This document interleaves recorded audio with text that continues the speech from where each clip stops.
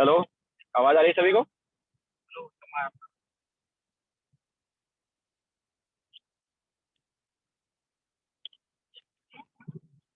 Okay. सो हमने galvanic cell वाला part complete कर लिया है। मोबाइल का एक्चुअली मैंने मतलब मोबाइल से कनेक्ट किया है और मोबाइल हॉटस्पॉट से कनेक्ट किया, तो मे भी थोड़ा थोड़ा नेटवर्क प्रॉब्लम हो बीच में। ठीक है, तो चलो स्टार्ट करते हैं। तो नेक्स्ट हम लेंगे अभी इलेक्ट्रोलिटिक सेल एंड इलेक्ट्रोलिसिस।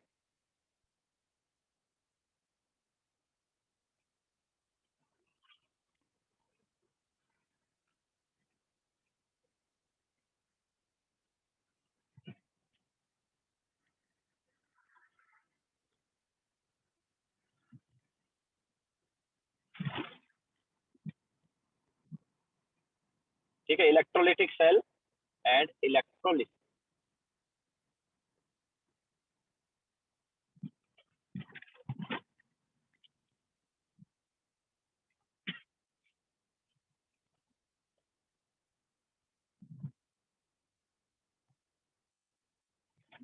तो इलेक्ट्रोलिटिक सेल में देखो क्या होता है। मैंने पहले ही बताया कि हम गैल्वेनिक सेल में क्या करते हैं। गैल्वेनिक सेल में हम इलेक्ट्रिसिटी प्रोड्यूस करते थे, तो वहां पर रिएक्शन होती थी और रिएक्शन से इलेक्ट्रिसिटी प्रोड्यूस होती थी। यहाँ पर उल्टा है। यहाँ पर हम क्या करेंगे, हम इलेक्ट्रिसिटी देंगे। तो इलेक्ट्रिसिटी देंगे और उसकी वजह से कैथोड और एनोड पर कुछ रिएक्शन।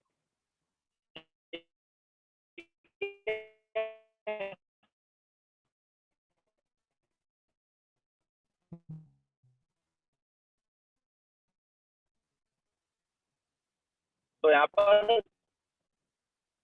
जो इलेक्ट्रिकल एनर्जी है वो केमिकल एनर्जी में कन्वर्ट। क्या करते हैं, हमारे पास कोई एक इलेक्ट्रो मतलब उस इलेक्ट्रोलाइट के थ्रू क्या करते हैं, इलेक्ट्रिसिटी पास करते हैं। तो इलेक्ट्रिसिटी पास करते हैं तो उसकी वजह से कैथोड और एनोड पर क्या होता है, कुछ रिएक्शन होता है। Okay, so on passing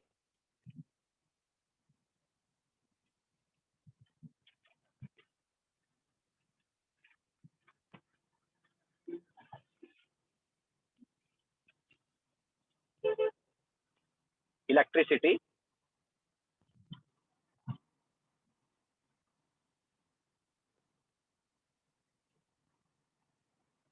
through an electrolyte। Electrolyte जो है वो किसी भी टाइप का हो सकता है, सॉल्ट भी हो सकता है या फिर एसिड बेस भी हो सकता है। तो on passing electrolyte sorry on passing electricity through an electrolyte,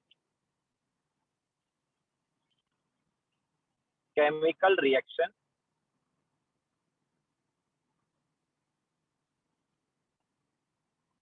takes place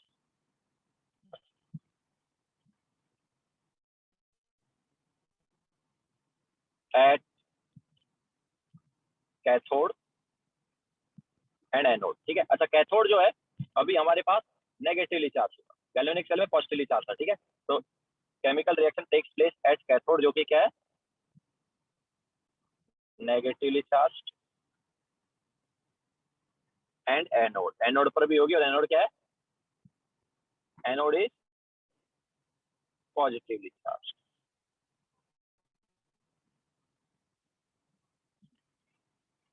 okay, सो जब हम यहाँ पर इलेक्ट्रिसिटी पास करते हैं किसी इलेक्ट्रोलाइट से, तो उसकी वजह से कैथोड और एनोड पर हमारे पास कुछ रिएक्शन।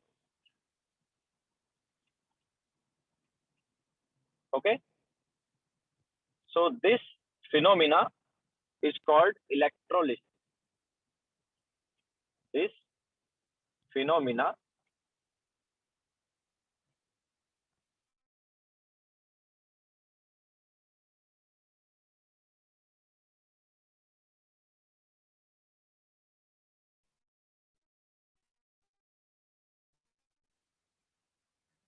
electrolysis। इसमें कैथोड है, दोनों है। तो कैथोड पर कोई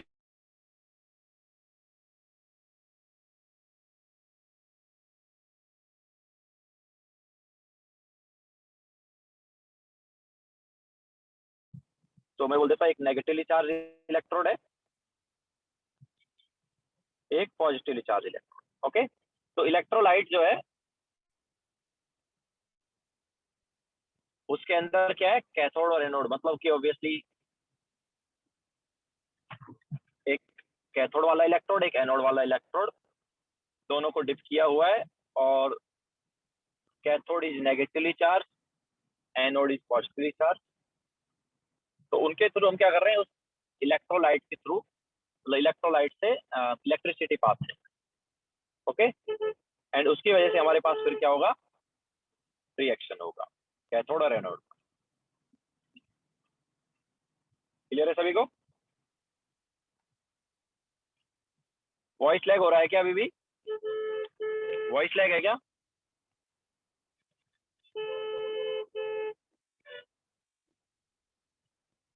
नहीं है?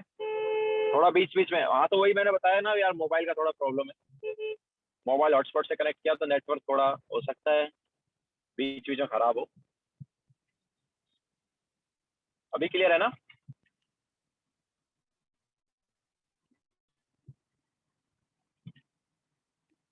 ओके चलो लिखो, फिर आगे चलते हैं।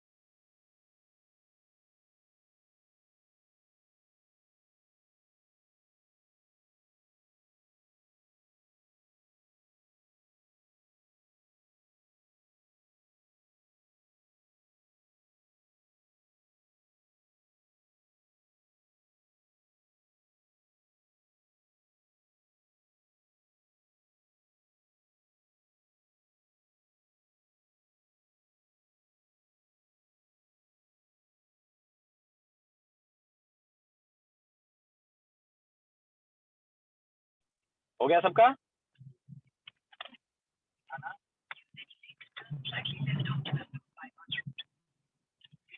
नाउ ये जो इलेक्ट्रोलिसिस है ये डिपेंड करेगा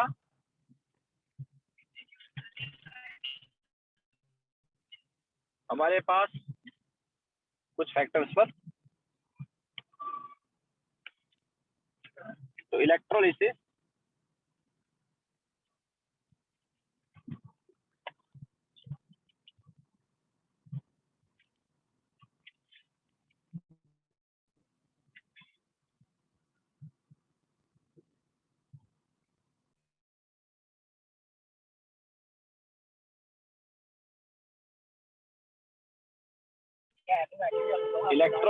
depends upon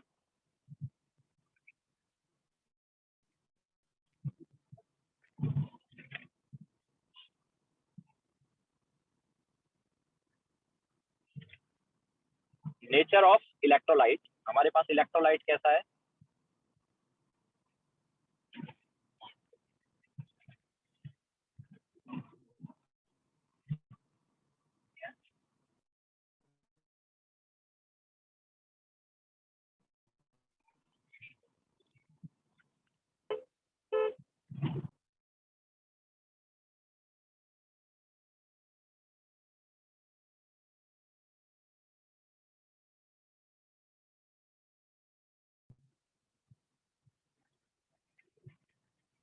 तो नेचर ऑफ इलेक्ट्रोलाइट पे डिपेंड करेगा कि इलेक्ट्रोलाइट हमारे पास स्ट्रॉन्ग है या वीक है।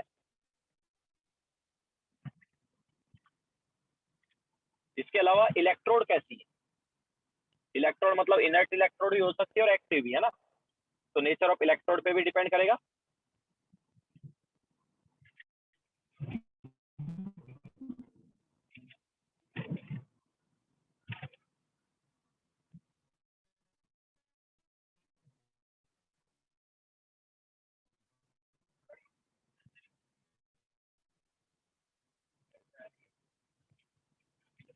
ठीक है, इसके अलावा ये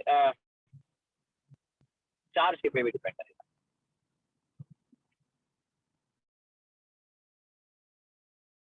तो ये सब फैक्टर पर जो है इलेक्ट्रोलिसिस क्या करता है,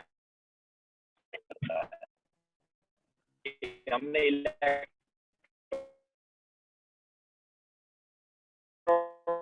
कैसा रखा है, जो इलेक्ट्रोलाइट है वो कौन सा लिया है, ओके, एंड इलेक्ट्रिसिटी कितना पास कर रहे थे जनरली।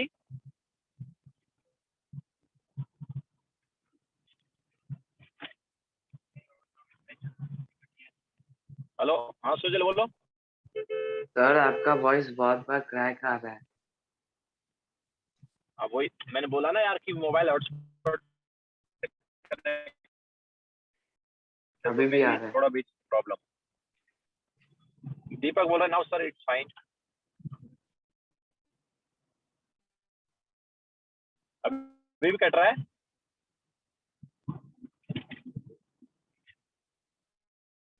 अभी भी कट रहा है क्या आवाज? नाउ फाइन ना?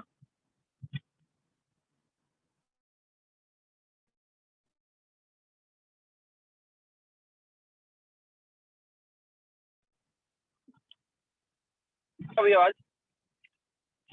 सुजल?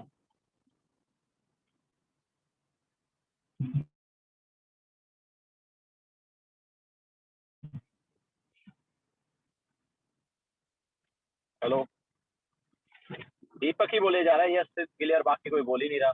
हाँ, तो इलेक्ट्रोलिसिस जो है इन कुछ फैक्टर्स पे डिपेंड करेगा। इसके अलावा अभी भी कैथोड पर रिडक्शन होगा जैसे लास्ट टाइम होता था, और एनोड पर ऑक्सीडेशन। ठीक है, तो जनरली देखो रिडक्शन किसका होता है? रिडक्शन होता है जिसका एसआरपी ज्यादा है। ठीक है, जिसका एसआरपी ज्यादा है उसका रिडक्शन होगा। तो रिडक्शन जो है जनरली कैटायन का होगा, जनरली, है ना, ऑलवेज नहीं, जनरली। तो जनरली रिडक्शन कैटायन का होगा और ऑक्सीडेशन जो है वो एनायन का। ओके, तो generally reduction of cation takes place at cathode and दीपक कितना इलेक्ट्रिसिटी दे रहे हैं उस पर डिपेंड करेगा ना। अगर ज्यादा इलेक्ट्रिसिटी देंगे ना तो ज्यादा हमारे पास डिपॉजिट होगा, वो हम बाद में फैराडे लॉ से बताएंगे। ठीक है, और अगर हम इलेक्ट्रिसिटी देंगे नहीं तो कुछ होगा ही नहीं ना। अगर हम इलेक्ट्रिसिटी नहीं देंगे तो फिर इलेक्ट्रोलिसिस ही नहीं होगा। इलेक्ट्रिसिटी पे तो डिपेंड कर ही रहा है। ओके, तो रिडक्शन जो है जनरली कहाँ पर होगा? कैथोड पर होगा। एंड ऑक्सीडेशन जो है वो एनोड पर होगा, लेकिन ऑक्सीडेशन जनरली किसका होगा? नेगेटिव आयन का होगा, मतलब एनायन का होगा। ओके, तो and oxidation of anion takes place at anode. Okay, तो कैटायन का रिडक्शन होता है जनरली, और वो कहां पर होता है? कैथोड पर होता है, और एनायन का ऑक्सीडेशन होता है, वो कहाँ पर होता है जनरली? एनोड पर होता है। ठीक है,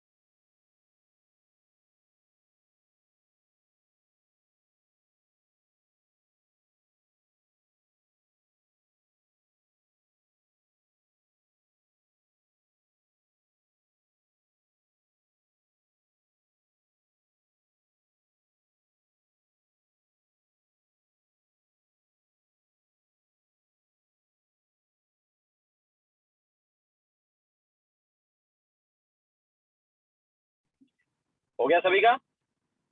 आगे चले।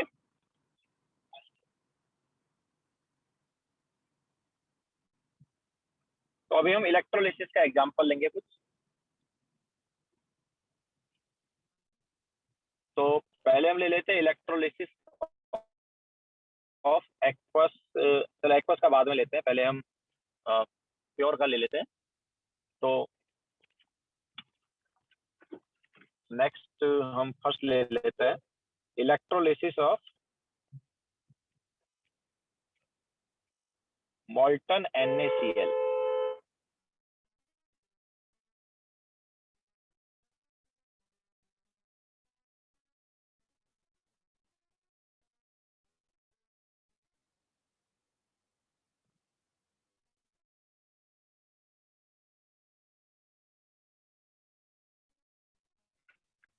यूजिंग, अच्छा इनर्ट इलेक्ट्रोड में जनरली या तो प्लेटिनम होगा या कार्बन होगा। ठीक है, तो using carbon, generally carbon use करेंगे यहाँ पर। यूजिंग कार्बन इलेक्ट्रोड या इनर्ट इलेक्ट्रोड लिख देते हैं।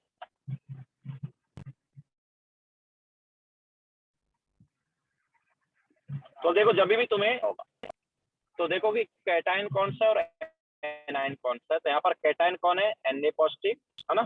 तो हमारे पास Na पॉजिटिव कैटायन है। क्या होगा कैथोड पर जनरली? क्या होगा कैथोड पर? रिडक्शन होगा। तो at cathode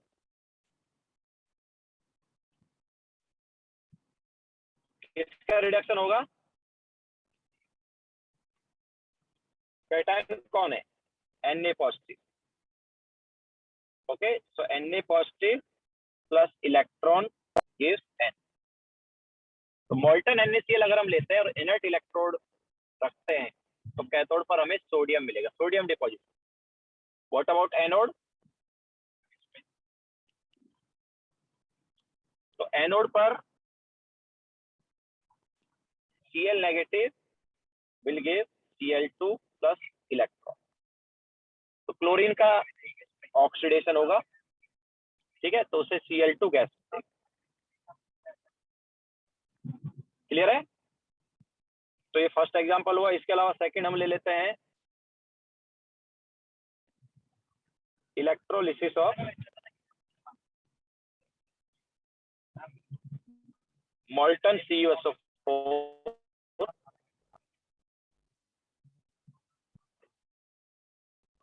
electrolysis of molten CuSO4 using inert electrode।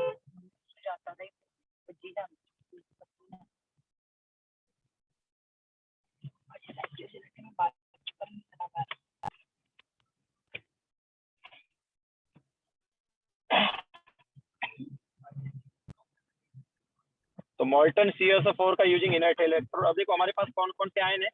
एक है Cu2 पॉजिटिव और दूसरा है SO4 2 नेगेटिव। ठीक है, सो कैटायन Cu और क्या होता है जनरली कैथोड पर? Plus 2 electron give Cu। ठीक है, इसके अलावा एनोड पर क्या है?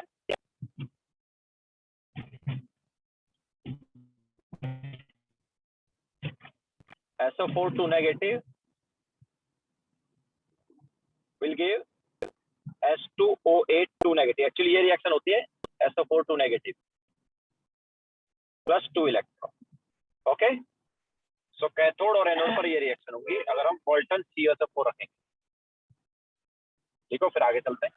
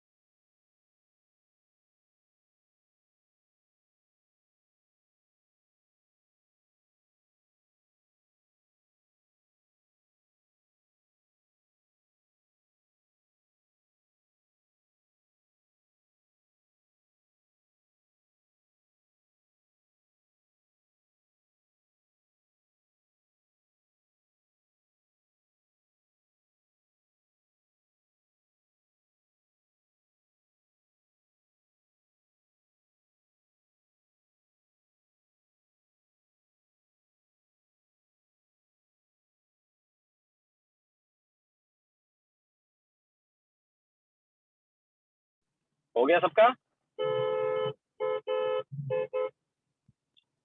तो ये हमने मोल्टन वाले लिए. Now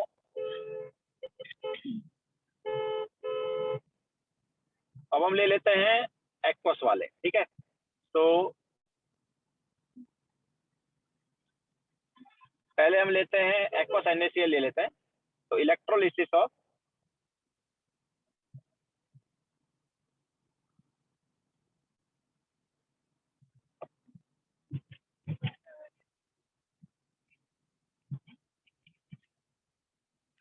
aqueous NaCl using inert electrode.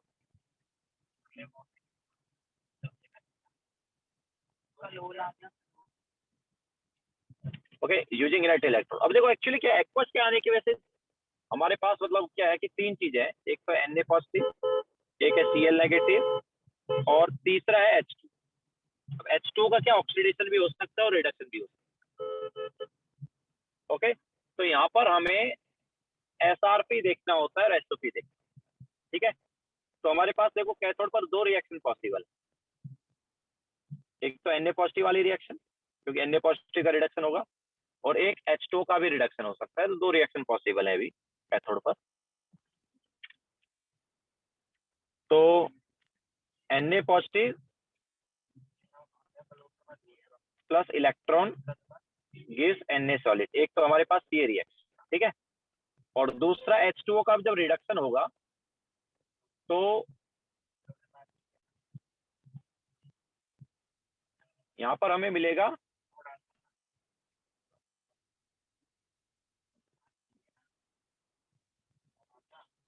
Plus H2. ठीक है, H2O के रिडक्शन की वजह से क्या मिलेगा? H2. So this is balance reaction. तो ये दो रिएक्शन हमारे पास हो सकती है कैथोड पर. और सिमिलरली एनोड पर हमारे पास क्या होगा? अभी ऑक्सीडेशन होगा, बट ऑक्सीडेशन H2O का भी हो सकता है और Cl नेगेटिव का. तो Na positive aqueous plus electron gives Cl, sorry anode पर क्या होगा, ऑक्सीडेशन होगा। तो ऑक्सीडेशन किसका होगा, Cl नेगेटिव का। तो Cl negative gas, sorry Cl negative aqueous will give Cl2 gas plus 2 electron. एक तो ये रिएक्शन आ सकती है। इसके अलावा दूसरी रिएक्शन हमारे पास आ सकती है H2O की। तो H2O का ऑक्सीडेशन जब होता है तो उससे H2 बनता है, सॉरी O2 बनता है। H2O का ऑक्सीडेशन से क्या बनता है, O2 बनता है। ओके, तो यहाँ पर रिएक्शन आता है O2 gas plus H positive aqueous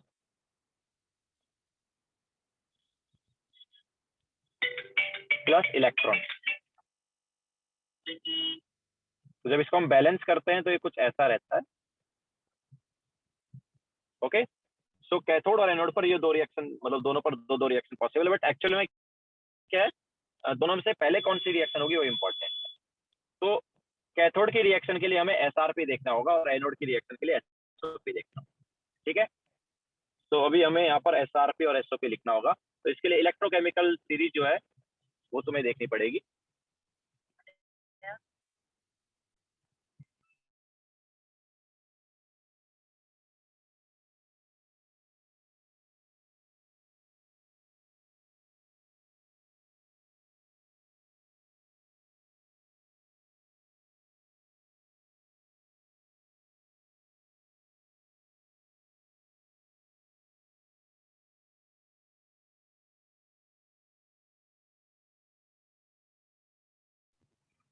तो देखो Na पॉजिटिव जो है उसका SRP जो है, इसका SRP है -2.7 और H2O वाला जो है इसका SRP है, देखो H2 वाली रिएक्शन का SRP देखो, H2 जिसमें H2 दे रहा है, H2 जब H2 दे रहा है ना, तो वो वाली क्या क्या है, -0.83। ओके, नाउ एनोड की रिएक्शन के लिए तुम्हें SOP देखना है। SOP हमें जो दिया है SRP दिया है इलेक्ट्रोकेमिकल सीरीज में, तुम्हें क्या देखना है, SOP। तो Cl वाली रिएक्शन का देखो SRP क्या है, Cl वाली रिएक्शन का SRP देखो तुम्हें दिया है 1.36 दिया है SRP। तो SOP क्या हो गया, -1.36।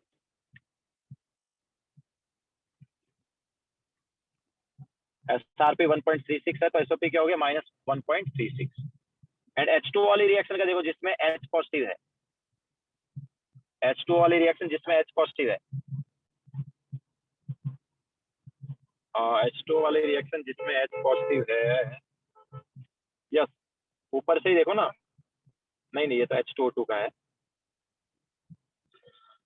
H2O वाली रिएक्शन में O2 है, कहाँ दिख रही है यार ऐसी, यस दिख रही है, 1.23। SRP क्या है, 1.23 है। ओके, तो SOP क्या हो गया, -1.23 होगा।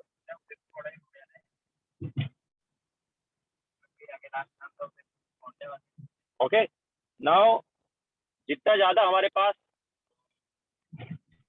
SRP होगा वो रिएक्शन कैथोड पर होगी, और जितना ज्यादा SOP होगा उतना वो रिएक्शन एनोड पर होगी। ठीक है, तो greater SRP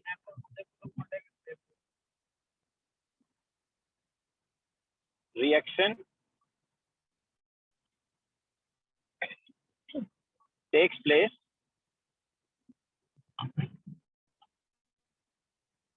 at cathode and greater SOP reaction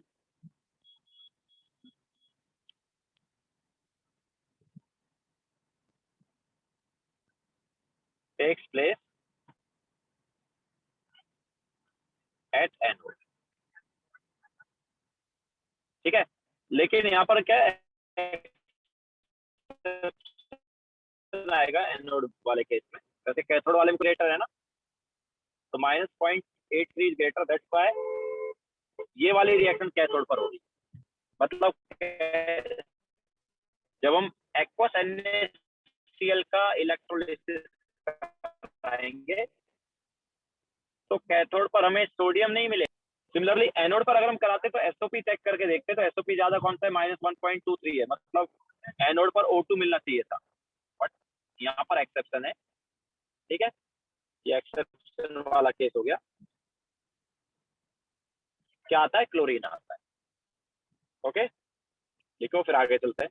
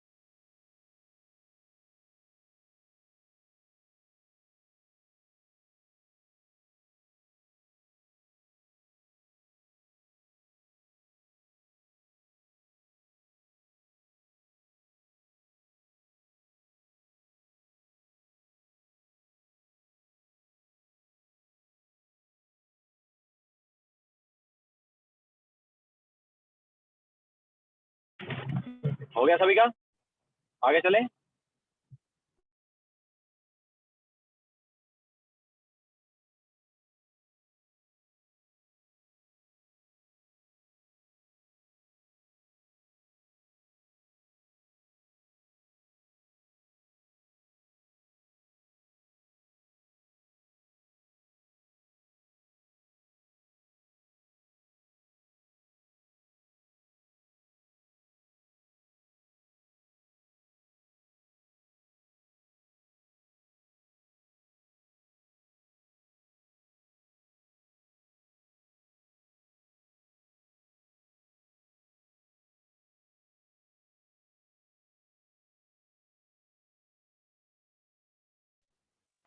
okay, now आगे चलते हैं। तो सिमिलरली अगर हम यहाँ पर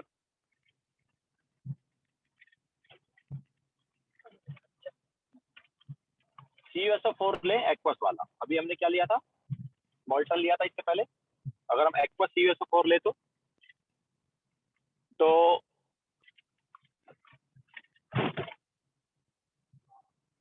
कौन सा एग्जाम, फोर्थ है ना, यस 3 हो गया, नाउ फोर्थ एग्जांपल। सो इलेक्ट्रोलिसिस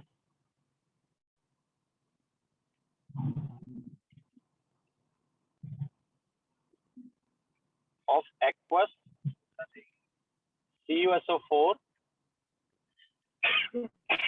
using inert electrode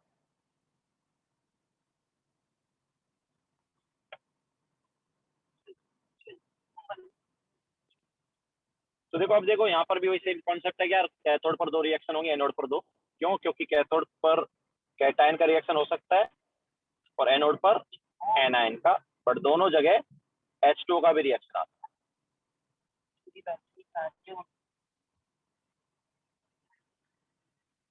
तो कैथोड पर कौन कौन सी रिएक्शन हो सकती है लिखते हैं। तो कैथोड पर एक तो हमारे पास रिएक्शन हो सकती है Cu2 पॉजिटिव वाली,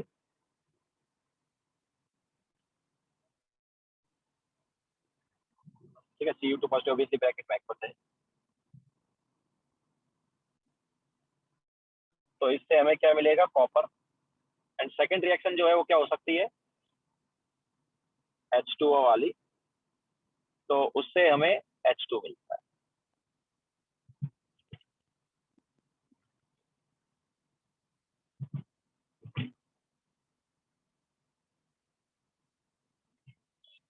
ठीक है, सिमिलरली एनोड पर भी हमारे पास 2 रिएक्शन पॉसिबल है,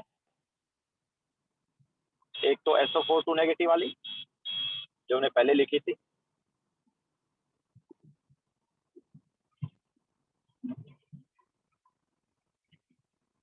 जिससे हम बनता था H2OH 2 नेगेटिव एक्वस। ठीक है, एक तो ये रिएक्शन हो सकती है। इसके अलावा दूसरा H2O वाला रिएक्शन हो सकता है यहाँ पर। तो H2O liquid gives O2 plus 4H positive aqueous plus 4 electron. तो अब देखो इसका जो SRP है ये है 0.34 वोल्ट। इस रिएक्शन का जो SRP थोड़ी देर पहले हमने लिखा था, इट वाज -0.83 वोल्ट। अब एनोड के लिए SOP देखना है, तो SOP जो है इसका होता है -2 वोल्ट। एंड इस रिएक्शन का जो SOP है ये होता है, थोड़ी देर पहले हमने लिखा था -1.23 वोल्ट। तो देखो कैथोड पर कौन सी रिएक्शन होगी, किसका SRP ज्यादा है, ऑब्वियसली फर्स्ट रिएक्शन का ज्यादा है ना। तो कैथोड पर copper deposit. What about anode, तो एनोड के लिए देखो हमारे पास ये वाली वैल्यू ज्यादा है SOP की, तो एनोड पर क्या आएगा, ऑक्सीजन आएगा। ठीक है, तो जब एक्वस CuSO4 लेते हैं और उसका इलेक्ट्रोलिसिस कराते हैं तो कैथोड पर कॉपर डिपॉजिट होता है और एनोड पर ऑक्सीजन गैस मिलता है। क्लियर है?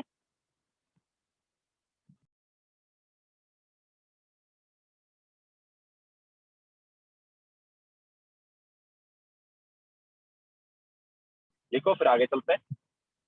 आमिर, एनोड के केस में लास्ट टाइम जो एक्सेप्शन था Cl नेगेटिव वाला, वो उसमें क्या है, तो हमारे पास कौन सा प्रोडक्ट बनेगा ये 2 फैक्टर पे डिपेंड करता है। एक तो होता है केमिकल काइनेटिक्स वाला और दूसरा होता है थर्मोडायनेमिक्स वाला। केमिकल काइनेटिक्स वाला मतलब रेट ऑफ रिएक्शन,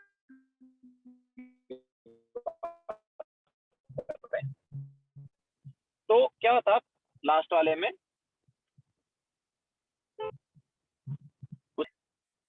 और ऑक्सीजन वाले रिएक्शन की रेट ऑफ रिएक्शन क्या है, कम। ठीक है, तो due to rate of reaction हमारे पास, या due to chemical kinetics Cl2 deposit होगा। इसके अलावा थर्मोडायनेमिक्स की अगर हम बात करें, ये जो हम बात करें ना SRP और SOP वगैरह की, ये थर्मोडायनेमिक्स वाला कॉन्सेप्ट है। तो अगर हम थर्मोडायनेमिक्स की बात करें तो उसकी वजह से O2 मिलना चाहिए। ठीक है, लेकिन इस केस में डोमिनेट कर गया है केमिकल काइनेटिक्स वाला।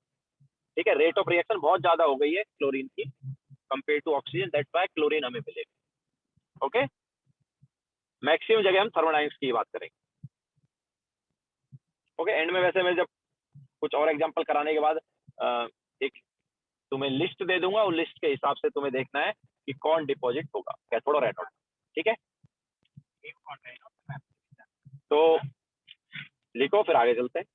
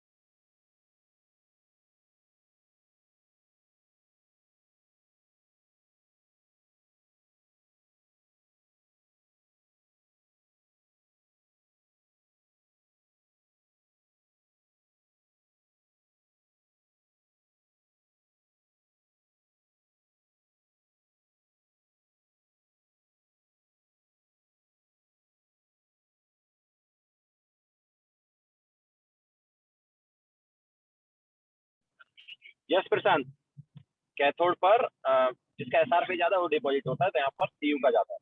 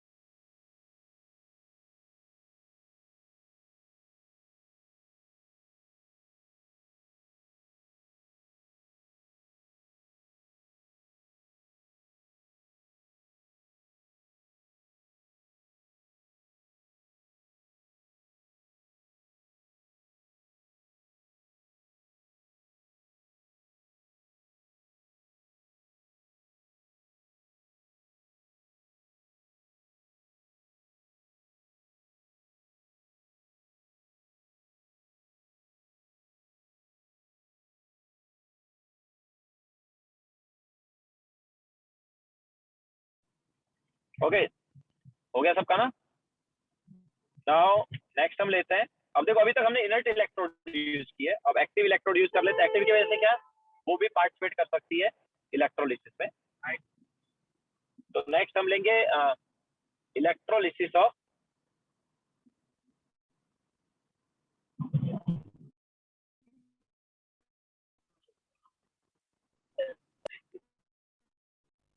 electrolysis of aqueous NaCl using H3 electrode, mercury electrode।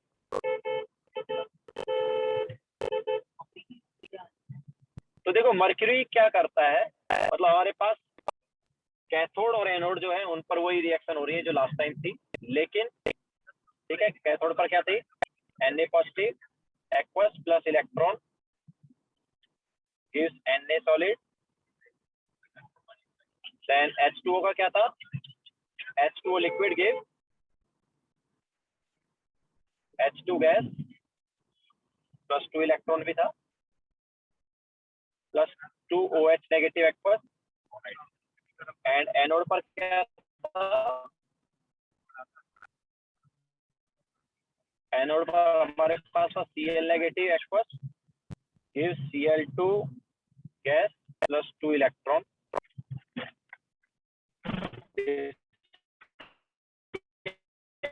अलावा H2O लिक्विड क्या देता था, इसमें ऑक्सीजन गैस देता था। H2O liquid gives plus 4H positive aqueous plus 4 electron. ठीक है, अब देखो हमारे पास ऑलरेडी मैं बता चुका हूँ कि एनोड पर ये रिएक्शन हो रहा था, लेकिन कैथोड पर हमारे पास रिएक्शन चेंज हो जाएगा। कैथोड पर लास्ट टाइम कौन सा रिएक्शन होता जब हमने इनर्ट इलेक्ट्रोड लिया था, H2 बना, अभी कैथोड पर Na बनेगा। इसका रीजन क्या है, इसका रीजन है कि जब हम मर्क्यूरी इलेक्ट्रोड ले लेते हैं तो डिपॉजिट होने में डिफिकल्टी होती है हाइड्रोजन गैस। इसके अलावा एक और चीज है कि सोडियम और मर्क्यूरी जो है वो अमलगम बना सकते हैं। ठीक है, Na and Hg can form amalgam। ठीक है, Na और Hg जो है वो क्या बनाएंगे, अमलगम बनाएंगे। तो उसकी वजह से हमारे पास यहाँ पर Na डिपॉजिट होगा, ना कि H2 gas. Okay, so Na plus Hg will form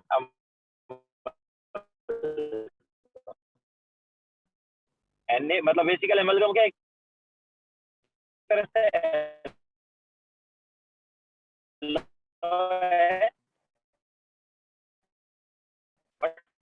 alloy तो क्या होता है, सारे सॉलिड होते हैं, यहाँ पर एक में। तो अगर हम इनर्ट इलेक्ट्रोड की बजाय एक्टिव इलेक्ट्रोड ले लेते हैं, प्रोडक्ट चेंज हो जाएगा। आवाज कट रही है क्या, अभी भी आवाज कट रही है?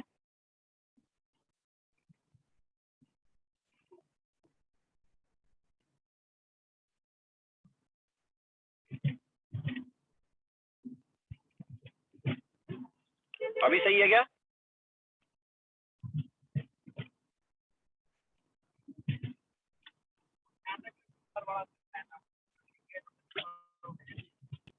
ओके, अभी सही है ना? हाँ, तो हम क्या बोल रहे हैं कि यहाँ पर लास्ट टाइम की तरह जो रिएक्शन है वही होंगी, लेकिन क्या है, कैथोड वाला जो रिएक्शन है वो चेंज हो जाएगा। क्यों? क्योंकि कैथोड पर अभी क्या है, हमारे पास मर्क्यूरी इलेक्ट्रोड है ना, तो मर्क्यूरी इलेक्ट्रोड क्या करता है, उस पर सोडियम आराम से डिपॉजिट हो सकता है।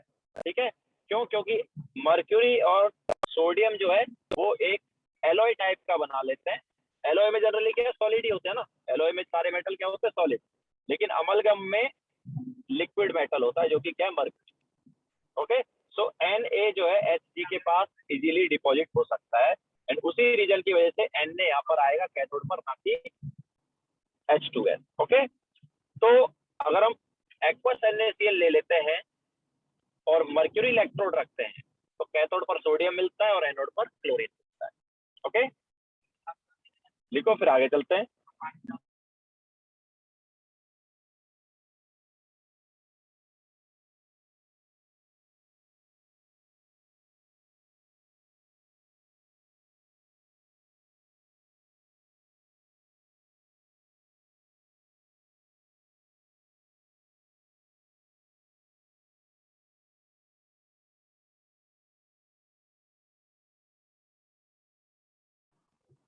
Siddharth, sodium and mercury amalgam बना सकते हैं। Amalgam is kind of alloy. Alloy में सारे मेटल्स जो हैं सॉलिड होते हैं, बट अमलगम में एक मेटल लिक्विड जो कि मर्क्यूरी है। Okay, so due to formation of amalgam यहाँ पर सोडियम डिपॉजिट होता है, ना कि हाइड्रोजन।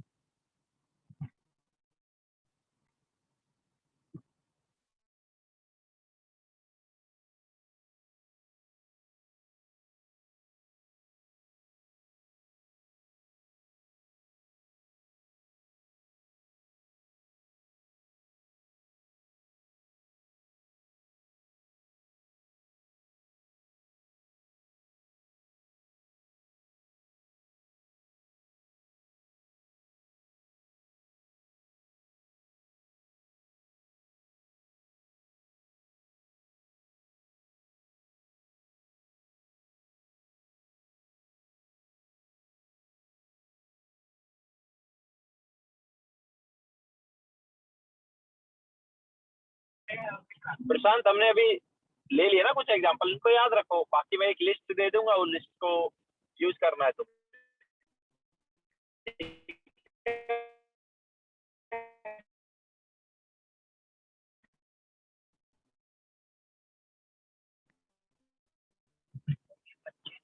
मतलब जनरली इनर्ट इलेक्ट्रोड आए देख लो, बाकी एक्टिव इलेक्ट्रोड की अगर हम बात ली जाएगा, ओके, मर्क्यूरी इलेक्ट्रोड अगर मेटल ही जाने वाला है, वैसे भी जनरली मेटल ही डिपॉजिट होंगे, वो देखते हैं, मैं बता देता हूँ आगे लिस्ट में बता देता हूँ, ठीक है।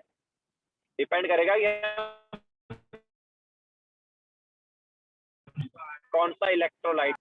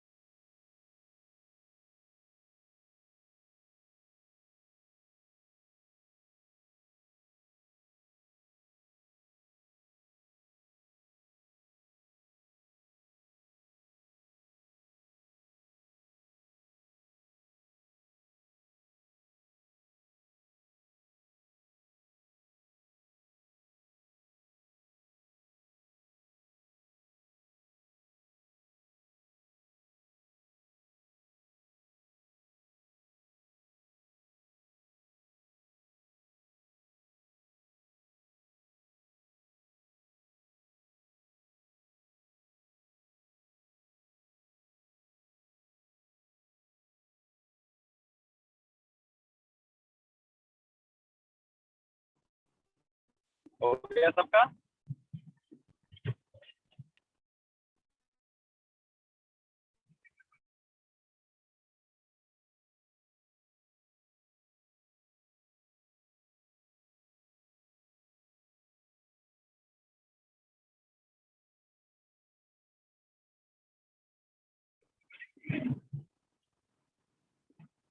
चलो आगे चलते हैं।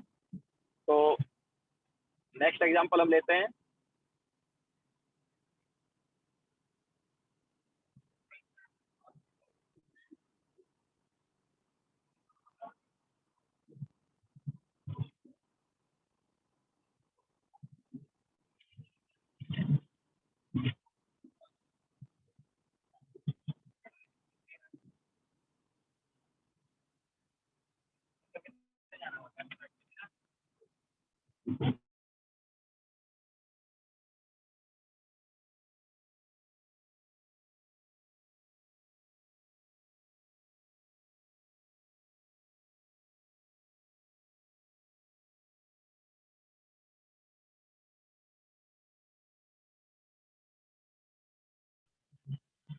तो नेक्स्ट हम लेंगे यहाँ पर इलेक्ट्रोलिसिस ऑफ एक्वा CuSO4 लेते हैं, बट इलेक्ट्रोड अभी इनर्ट नहीं लेंगे।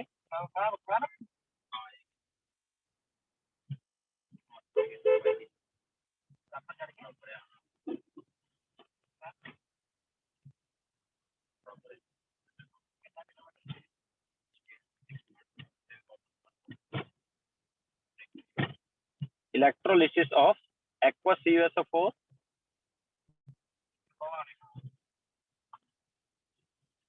यूजिंग, अभी हम इनर्ट इलेक्ट्रोड नहीं लेंगे, कुछ हम ले लेते हैं कॉपर का इलेक्ट्रोड ले लेते हैं। तो using copper electrode,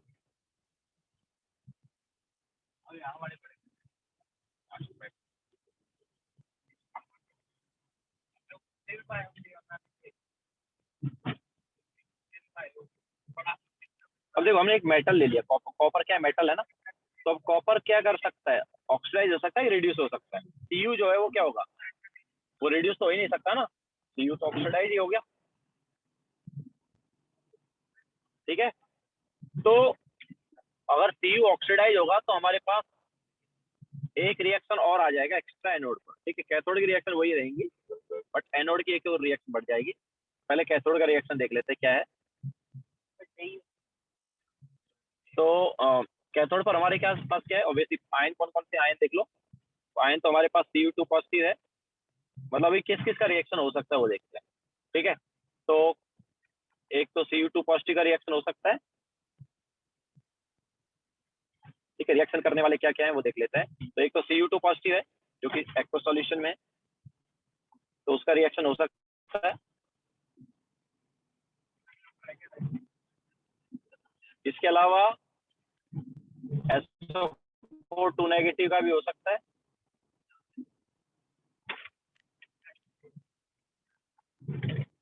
okay.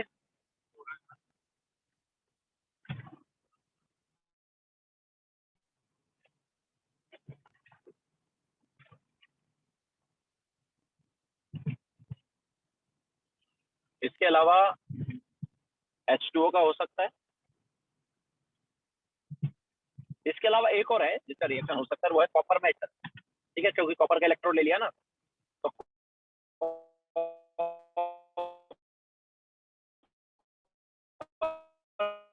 Metal का भी रिएक्शन।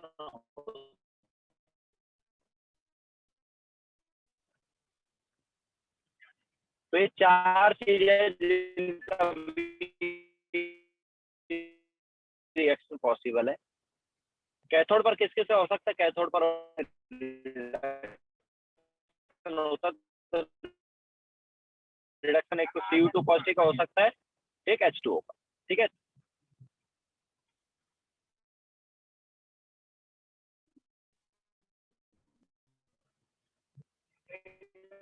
हमारे पास Cu2 पॉजिटिव, 2 इलेक्ट्रॉन सॉलिड, ये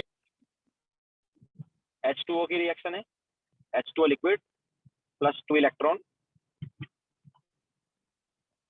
गैस,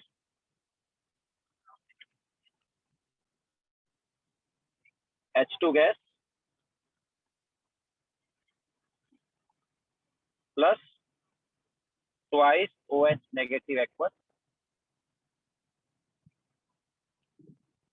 एनोड पर हमारे पास क्या क्या पॉसिबल है, तो एनोड पर SO4 2 नेगेटिव का रिएक्शन पॉसिबल है, H2O का रिएक्शन पॉसिबल है, एंड कॉपर का क्यों, बिकॉज कॉपर ऑक्सीडाइज, ठीक है, रिड्यूस नहीं हो सकता ना। तो एट एनोड हमारे पास 3 रिएक्शन भी पॉसिबल है।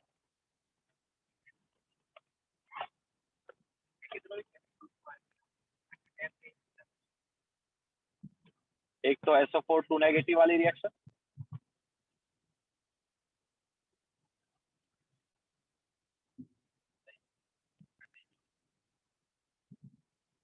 एक H2O वाली रिएक्शन,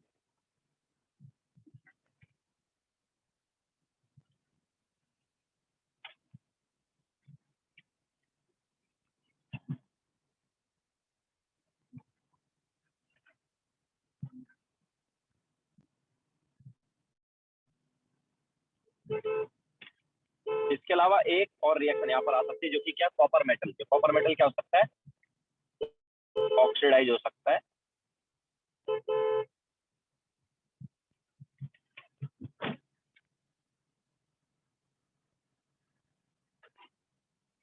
तो अब देखो क्या है, कैथोड के लिए एसआरपी देखना है, तो एसआरपी हमने पहले ही बताया था कि यार इसका होता है 0.34।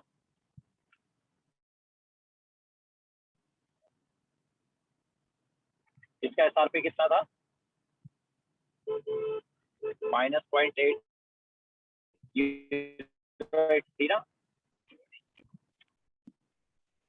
एंड एनोड के लिए एसओपी देखना है, तो इसका एसओपी हमने क्या बताया था, 2 -2। इसका एसओपी क्या बताया था, -1.23 वोल्ट।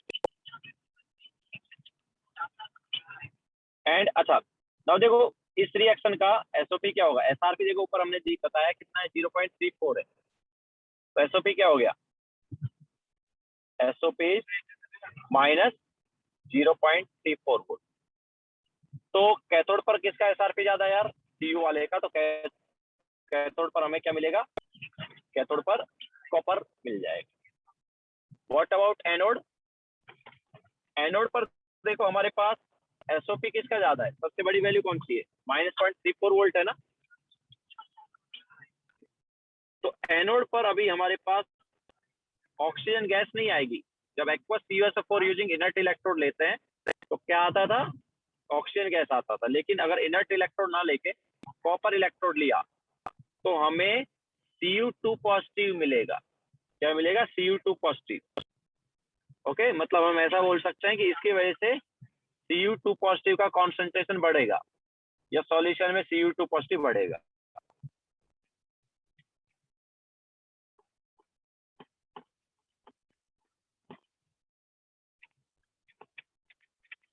ओके, तो कैथोड और एनोड पर सेम रिएक्शन हो रही है, वाली रिएक्शन है। बस ऐसा हम बोल सकते हैं कि एक ऑक्सीडेशन वाली, दूसरी रिडक्शन वाली। ओके, तो यहाँ पर बेसिकली ध्यान से सोचो कि CuSO4 था हमारे पास इलेक्ट्रोलाइट, उसमें से Cu2 पॉजिटिव Cu में कन्वर्ट हुआ, बट साथ साथ Cu जो है Cu2 पॉजिटिव में भी कन्वर्ट हो गया। तो अमाउंट ऑफ CuSO4 तो चेंज हुआ ही नहीं ना यार। जितना Cu2 पॉजिटिव Cu में कन्वर्ट हुआ, उतना ही वापस Cu जो है Cu2 पॉजिटिव में कन्वर्ट हो जाएगा। तो जो CuSO4 है वो उतना ही बना रहेगा जितना पहले था। ओके, बिकॉज Cu2 पॉजिटिव का अमाउंट चेंज नहीं होगा। देखो फिर आगे चलते हैं।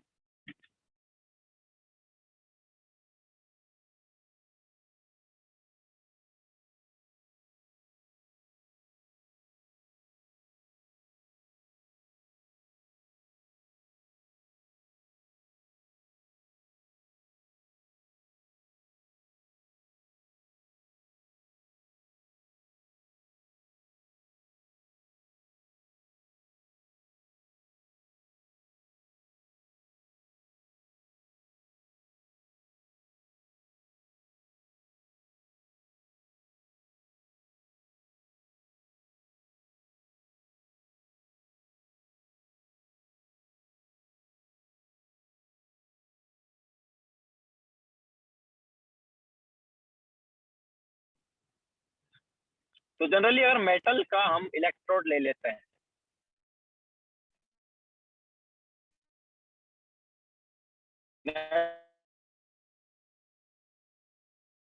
इलेक्ट्रोड ना लेके मेटल का इलेक्ट्रोड ले लेते हैं,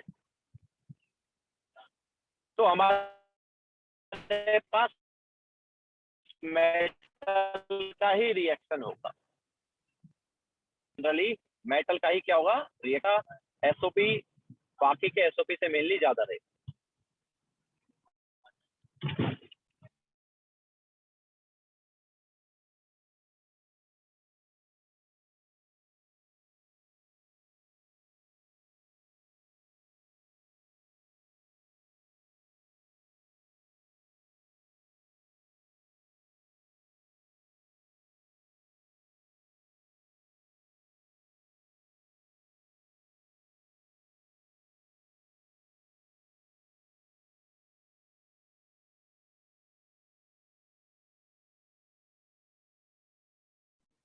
प्रशांत, वाईफाई नहीं आ रहा ना यार। लाइट गई हुई है इसलिए वाईफाई नहीं आ रहा, तो मैं बाहर ले रहा हूँ इसलिए शायद आवाज आ रही होगी बैकग्राउंड।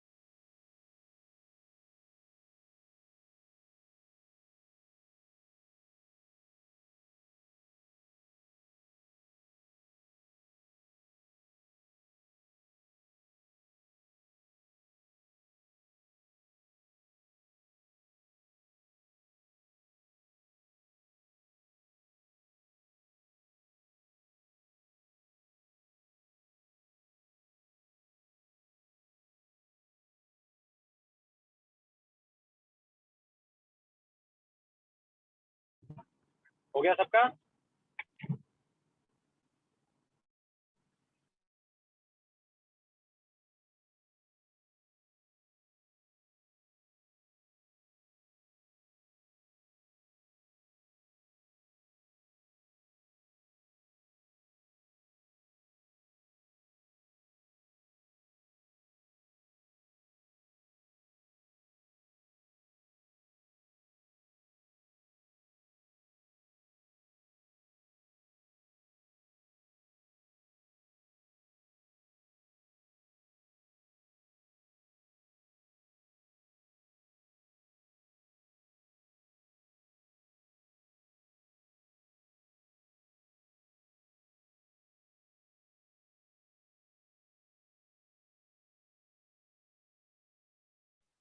ठीक है, तो अब तुम्हें हम लिस्ट बता देते हैं कि यार कैसे कौन डिपॉजिट होगा।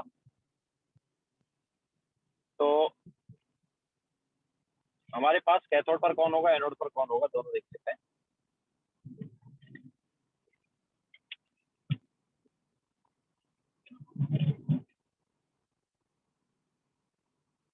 ठीक है, सो कैथोड के लिए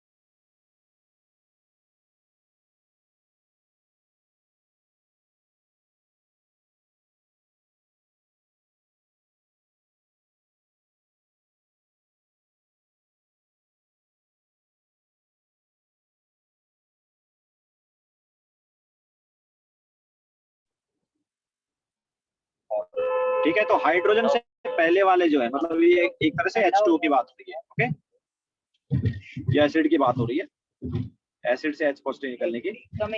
इसके अलावा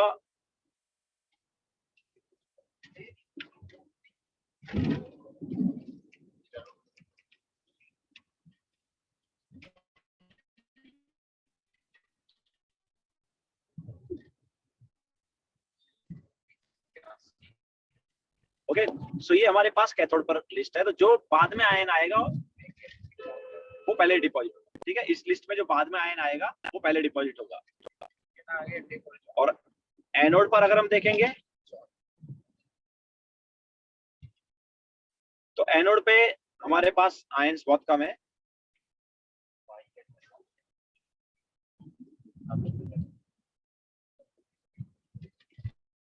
नेगेटिव आयन हमारे पास बहुत कम होते हैं।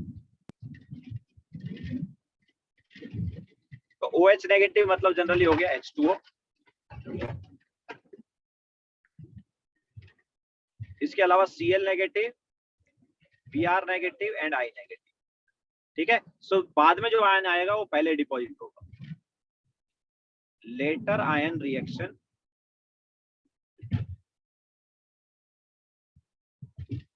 Takes place first. ठीक है, तो H पॉजिटिव मतलब एक तरह से H2O हो गया, और OH नेगेटिव मतलब भी H2O हो गया। ऑब्वियसली एनोड के लिए OH नेगेटिव लेंगे H2O को, और कैथोड के लिए H पॉजिटिव लेंगे। तो कैथोड को याद रखने का देखो एक तरीका भी मैं बता देता हूँ। इसको याद ऐसे रख सकते हो, लेके नई कार मांगे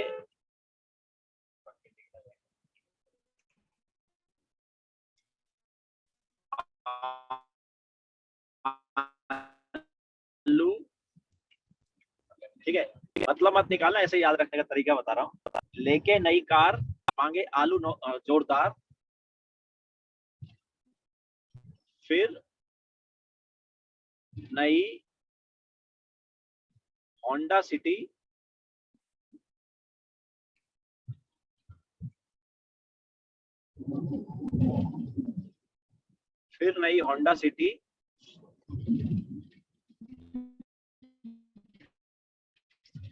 है आगे ऑडी। फिर नई होंडा सिटी है आगे ऑडी। ठीक है, तो इस टाइप से तुम इसको याद रख सकते हो। ओके, लेके नई कार मांगे आलू जोरदार, फिर नई होंडा सिटी है आगे ऑडी। ओके, सो जो बाद में आयन आएगा उसकी रिएक्शन पहले होगी। तो इसको ऐसे भी देखो, सिंपल, मतलब ऐसे याद मत रखो। सिंपल याद रखने का तरीका ये है कि अगर हमारे पास कॉपर आ गया है ना, हमारे पास अगर कॉपर आ गया, मर्क्यूरी आ गया, Ag आ गया, या Au3 पॉजिटिव आ गया, ये आ गए हमारे पास इलेक्ट्रोलाइट में, तो उनकी रिएक्शन करा दो। अगर ये नहीं आए तो जनरली हमारे पास हाइड्रोजन ही मिलेगा कैथोड पर।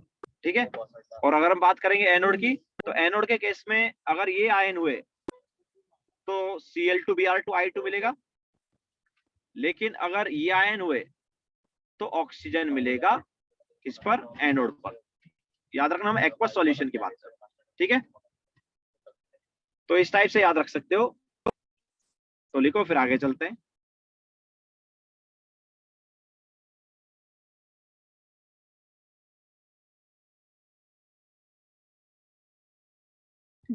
प्रशांत हिंदी लिखना भूल गया तो उर्दू लिख ले भाई, उर्दू में लिख ले सब, वो आता होगा या वो भी भूल गया।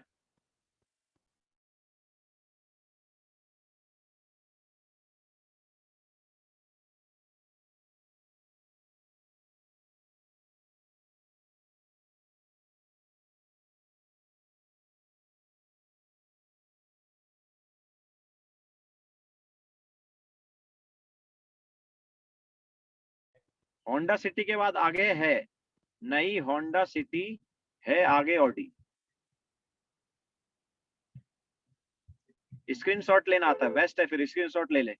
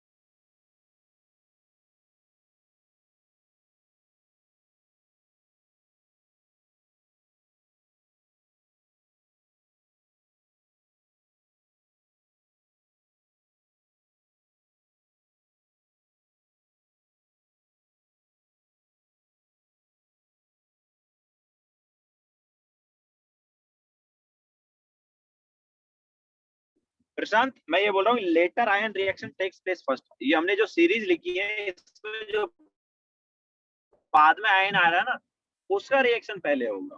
जैसे मान लो हमारे पास नेगेटिव आयन में एक तो Cl नेगेटिव है और दूसरा मतलब वाटर है, पता है एक्वस की बात कर रहे हो ना, तो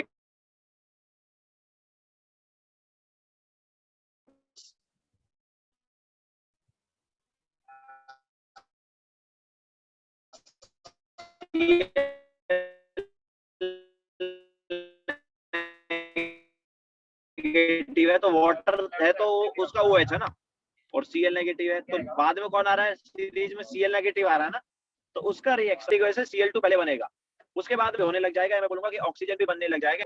हमसे 3 रिएक्शन कैथोड या एनोड पर रिएक्शन साइमल्टेनियसली चलेगी, ऐसा है।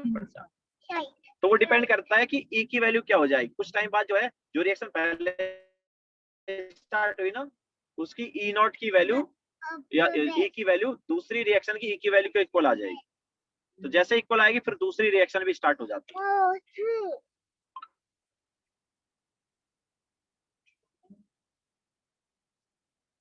आवाज आ रही है प्रशांत?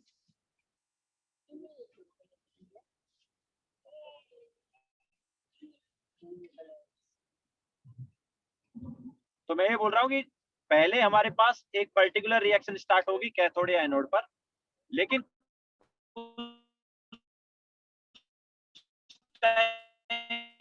बाद दोनों रिएक्शन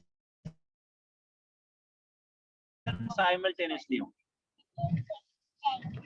टाइम बाद सेल की बजाय उसको क्या बोलेंगे, हम उसको हाफ सेल वाली बात करेंगे, क्योंकि कैथोड के लिए अलग बोल रहे हैं, एनोड के लिए अलग बोल रहे हैं, ठीक है। तो कुछ टाइम बाद कैथोड का E एंड एनोड मतलब कैथोड के जो दो रिएक्शन का E वो सेम आ जाएगा, ऐसे ही एनोड के भी दो रिएक्शन का E सेम आ जाएगा, ठीक है। तो जब दोनों रिएक्शन का E सेम आ जाएगा तो दोनों रिएक्शन साइमल्टेनियसली चलेंगे, कैथोड एंड एनोड।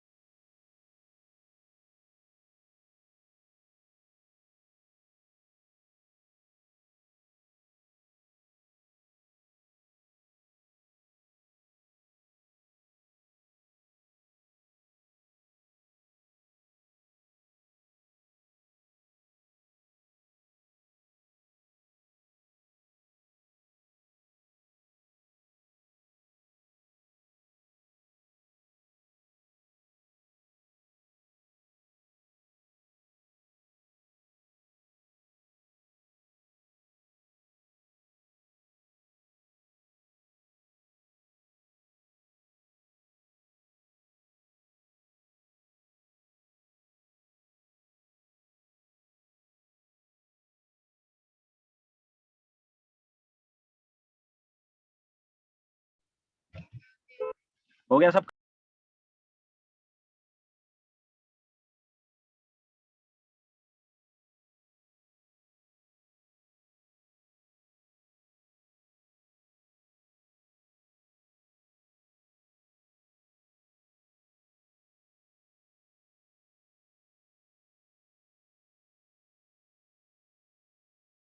का तो देखो, ये तो हमने देख लिया कि यार कौन डिपॉजिट होगा कैथोड या एनोड पर। तो बेसिकली एक तरह से था क्वालिटेटिव पार्ट। और बात करेंगे हम क्वांटिटेटिव पार्ट की। क्वांटिटेटिव पार्ट मतलब कितना डिपॉजिट होगा, कैथोड पर कौन डिपॉजिट होगा या कौन सी गैस निकलेगी, और एनोड पर कौन डिपॉजिट होगा या कौन सी गैस निकलेगी, ये अभी तक हमने देखा। लेकिन अब हम बात करेंगे कि वो कितना डिपॉजिट होगा या कितना अमाउंट ऑफ गैस निकलेगा उसकी।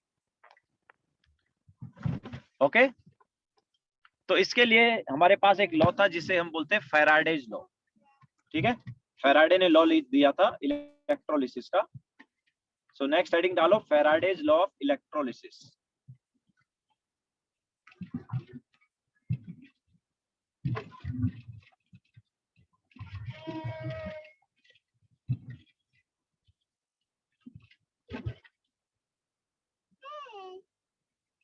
ठीक है, इसके दो लॉ थे। एक्चुअली सेकंड लॉ जो है, उसका कुछ अलग से वो नहीं था, वो फर्स्ट लॉ पे ही बेस्ड था। तो अगर फर्स्ट लॉ हमें पता है तो उसी से हम सेकंड लॉ के क्वेश्चन भी सॉल्व कर सकते हैं। तो फैराडेज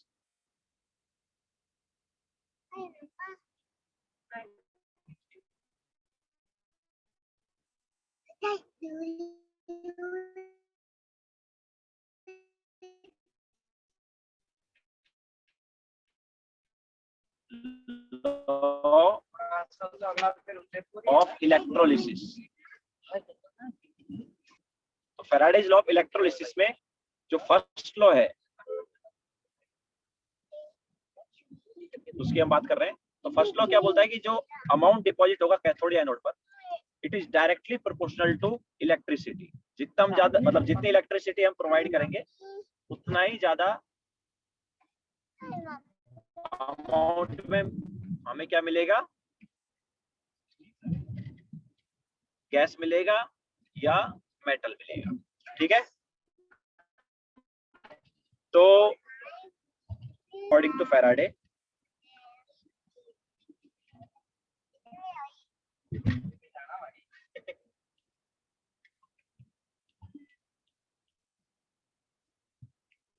mass deposited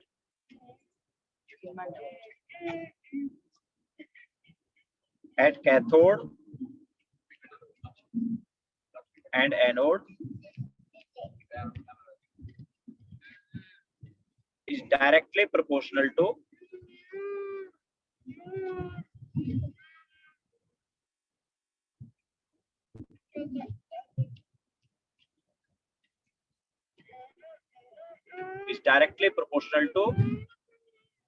इलेक्ट्रिसिटी या चार्ज, कुछ भी बोल देंगे इसको, is directly proportional to charge provided.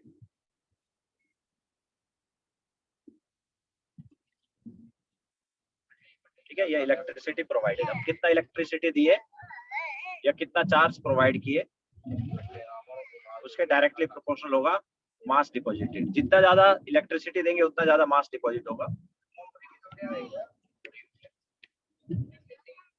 Okay, तो हम ऐसा बोल सकते हैं कि मास डिपॉजिटेड जो है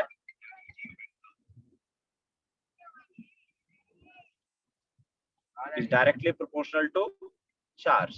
थोड़ा सा आगे पहुंचे, हम बोल सकते हैं m is directly proportional to q। ठीक है, नाउ पहले लिखो फिर आगे चलते हैं।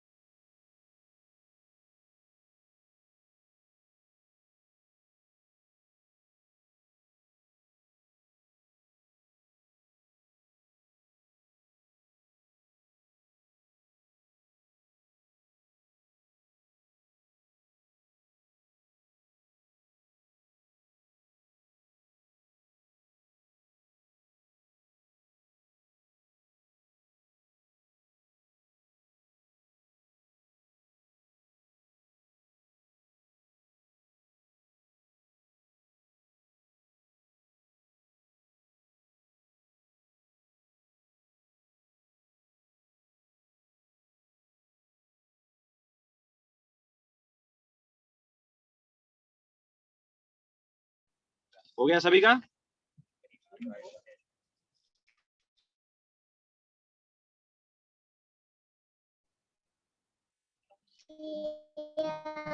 तो now mass is directly proportional to Q, है ना?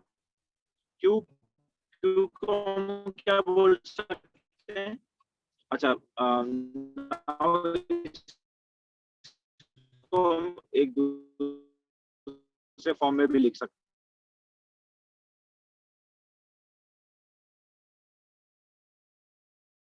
इस जेड को हम बोलते हैं इलेक्ट्रोकेमिकल इक्विवेलेंट। जेड जो है ये क्या है? It is electro chemical equivalent या फिर ECE,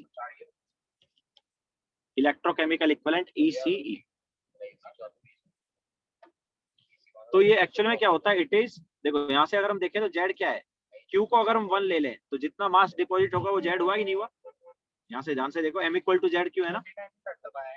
तो अगर हम चार्ज को 1 कूलम्ब ले लेते हैं तो कितना मास डिपॉजिट करेगा वो, है ना?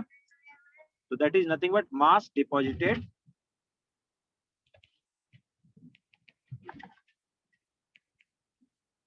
Bye 1 coulomb. ठीक है, जब हम 1 कूलम्ब इलेक्ट्रिसिटी प्रोवाइड करेंगे तो कितना मास डिपॉजिट होगा? That will be Z. अब इसके लिए हमारे पास इक्विवेलेंट वेट जो है वो यूज किया जाएगा। देखो इक्विवेलेंट वेट का एक और डेफिनेशन हमारे पास आ सकता है।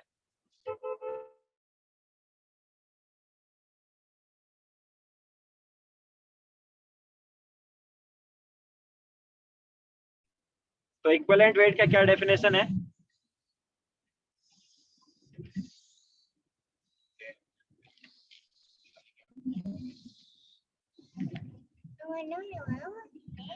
इक्विवेलेंट वेट जो है ये होता है mass deposited by 1 mole electron.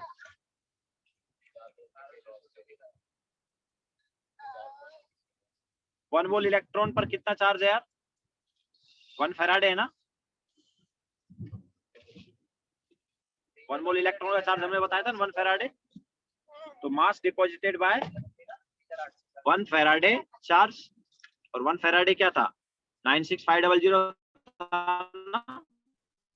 तो देखो 96500 कूलम जो है वो कितना मास डिपॉजिट करेगा? ये डिपॉजिट करेगा E divide by 96500। Okay, 96500 coulomb जो है वो इक्विवेलेंट मास के बराबर मास डिपॉजिट करता है। तो 1 कूलम कितना डिपॉजिट करेगा? E डिवाइड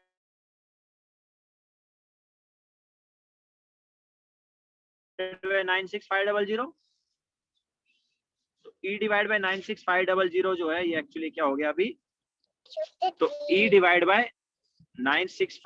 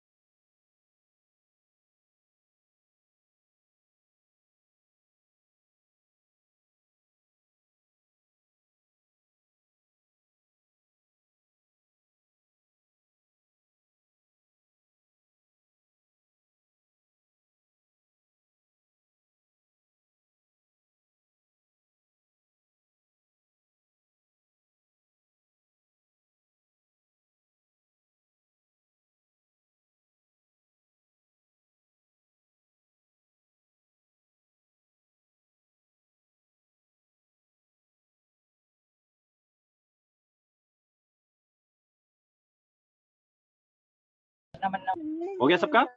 ना देखो फॉर्मूला हमारे पास ये क्या हो जाएगा फिर, तो m इज इक्वल टू क्या है, m प्रोपोर्शनल टू क्यू था और then m is equal to Z Q था, जेड को हम लिख सकते हैं e डिवाइड बाय 96500। तो हमारे पास m इज इक्वल टू क्या हो गया,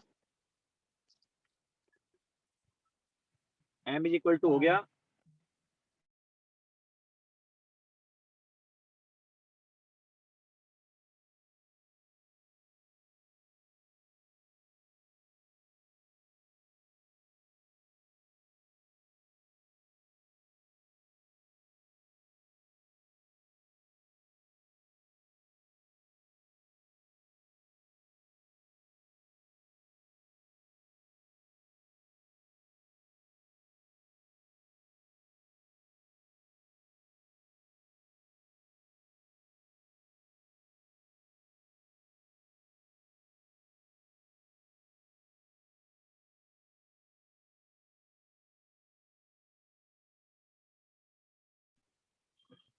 क्या आएगा फिर, m is equal to Z Q था ना, तो e divide by 96500 into Q.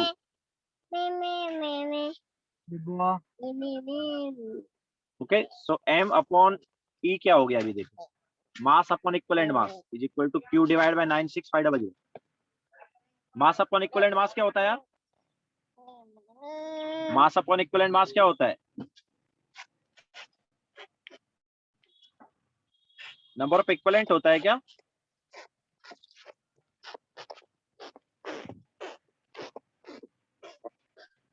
Okay, so number of equivalent जो है ये क्या आ गया, it is q divide by 96500।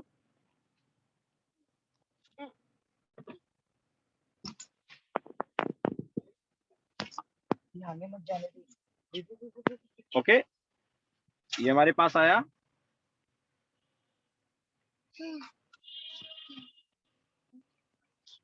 q divide by 96500।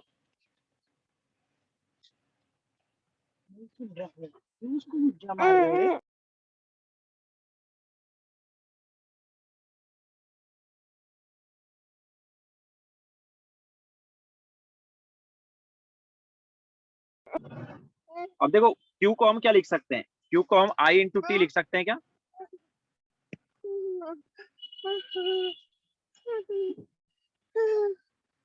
q जो है ये क्या हो गया, i इंटू टी भी हो गया ना।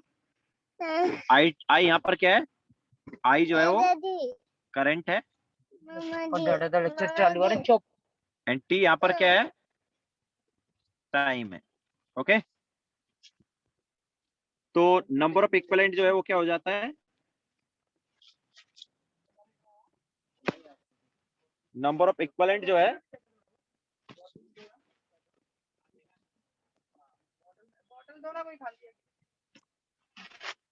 नंबर ऑफ इक्विवेलेंट जो है ये हमारे पास हो गया I T divide by 96500।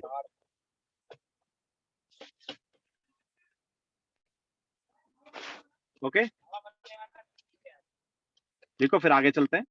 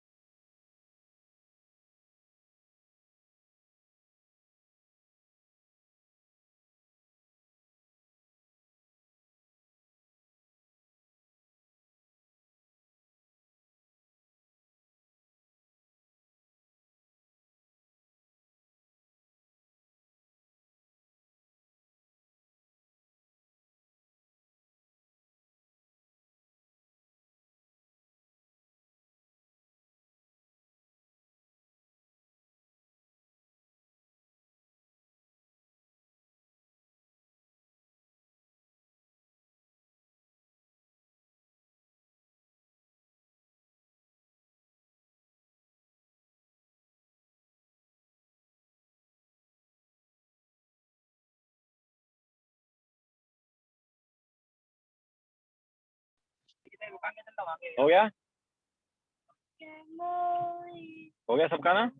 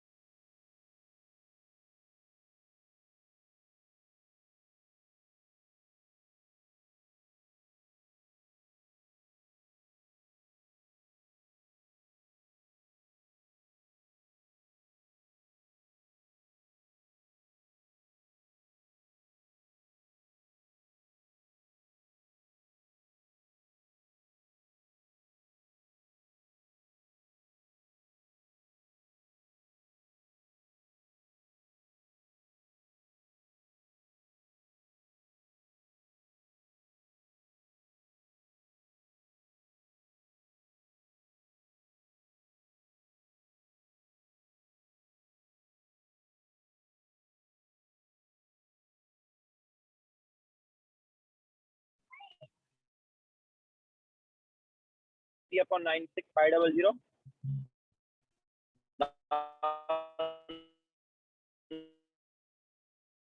Number of equivalent को हम क्या लिख सकते हैं आप? नंबर ऑफ मोल्स, तो number of moles into n factor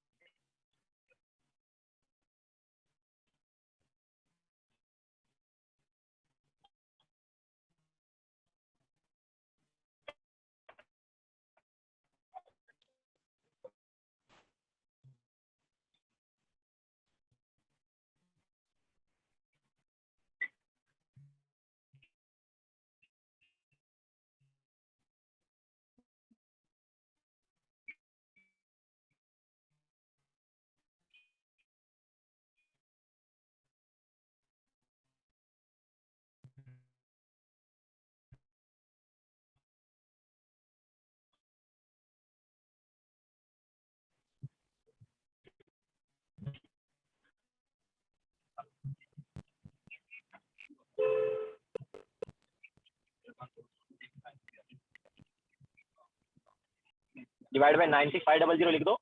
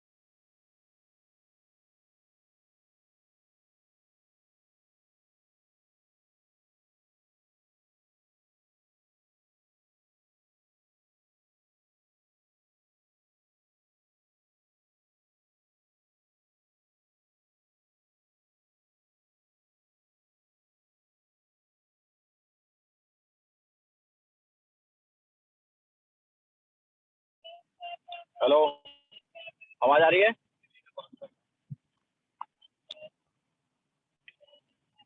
hello, आवाज आ रही है क्या?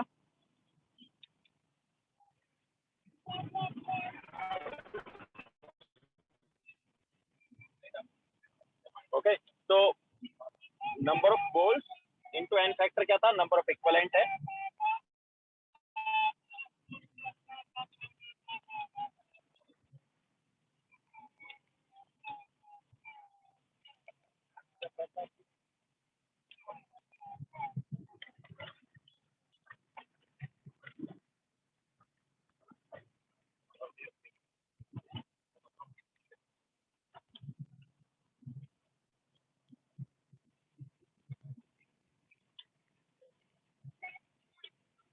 इज इक्वल टू क्या हो गया, आई टी अपॉन